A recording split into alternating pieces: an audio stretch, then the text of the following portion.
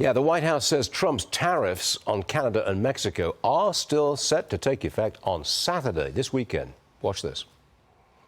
The president has made it very clear, again, that he expects every nation around this world to cooperate with the repatriation of their citizens. And the president has also put out specific statements in terms of Canada and Mexico when it comes to what he expects in terms of border security. We have seen a historic level of cooperation from Mexico. But again, as far as I'm still tracking, and that was last night talking to the president directly, February 1st is still on the books.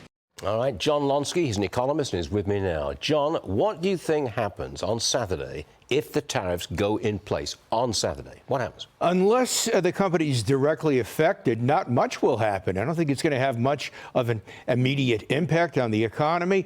Let's take a look at what's going on with the stock market. You would think that if this was such a big deal, if this was such a threat to inflation expectations, to business activity, the market would be sinking. It's not sinking because of the possible imposition of tariffs on Saturday. Is it possible the tariffs go into effect, 25% Mexico, 25% Canada, and nothing happens?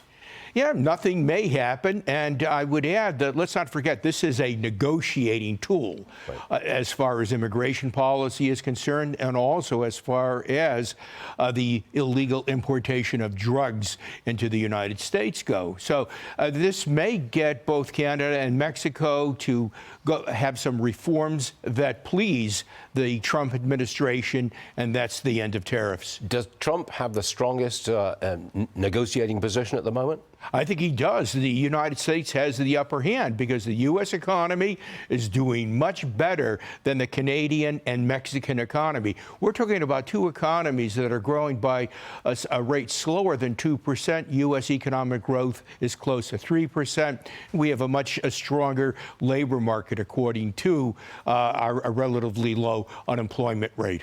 I want to talk about egg prices. They've gone up sharply, actually, in the last 10 days, the 10 days since President Trump walked into the Oval Office. Press Secretary Carolyn Levitt, she blames Biden. Watch this.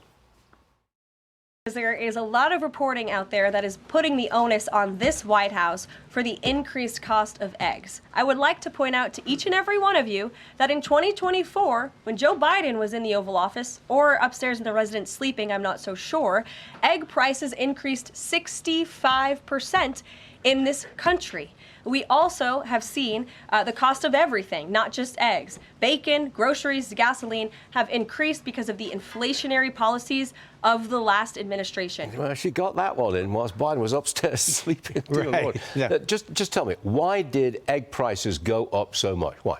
Avian flu. Right. Okay, That's it? That's it. I think that's why they've gone up sharply. Avian flu has reduced the supply of eggs, reduced the supply of hens that are laying eggs. So obviously this is a consequence. Smaller supply, higher prices. I think the important fact on the inflation front is that you have to do something about this gargantuan federal budget deficit where the federal government is spending almost $2 trillion more than what it takes in terms of revenues. And if you get that under control, if you can begin to shrink that deficit, you will make major inroads at improving the long-term outlook for price inflation. Buy out those government workers. Exactly. There shouldn't be any hiring on the federal government for some time. Kenny, thank you very much indeed. Kenny Polcari, you're with me. What do you think about Trump's tariffs? What happens if they go into effect on Saturday? I'm in the same camp as John, right? The market's not telling you that it's concerned at all. Now, could you see some small disruptions? Certainly the auto manufacturers, parts suppliers, and I think some of that's already been baked into those stocks. But I don't think there's going to be disaster at all, right? And I think that's, to John's point, I think that's what the market's telling you. They're not worried about it. And listen, it might just be more of a negotiating tool, and it comes to an end very quickly. We had tariffs move higher in 2019, and inflation wasn't affected at all. It was hardly noticeable. Got it. And one more thing, the Mexican stock market, I think, is up. It's doing well. And the Mexican peso is up versus the dollar. Even as far as Mexico goes, they don't care. I think it'll be negotiated away. Kenny, thanks very much indeed.